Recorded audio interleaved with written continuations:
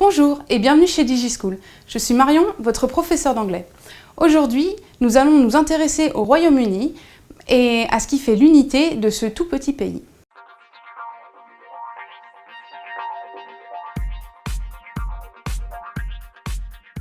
Tout d'abord, doit-on parler d'Angleterre, de Grande-Bretagne, de Royaume-Uni?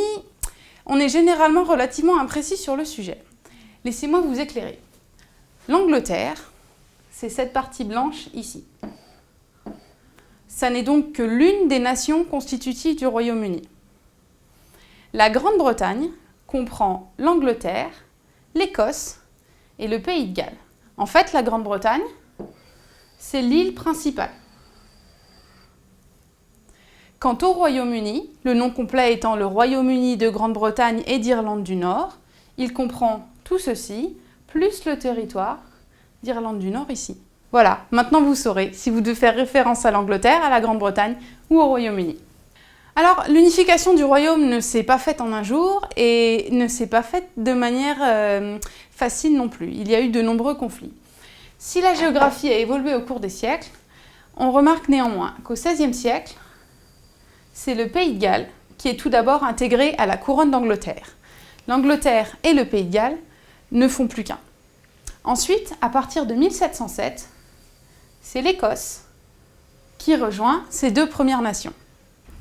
En 1800, l'Irlande tout entière rejoint le Royaume-Uni, mais suite au conflit en Irlande, en 1921,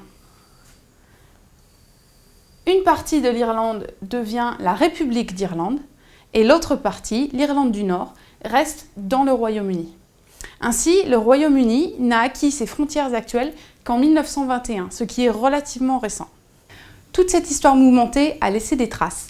Et si l'unification est ancienne historiquement, le territoire reste très contrasté à plusieurs niveaux. Au niveau géographique, au niveau économique et au niveau bien entendu, démographique.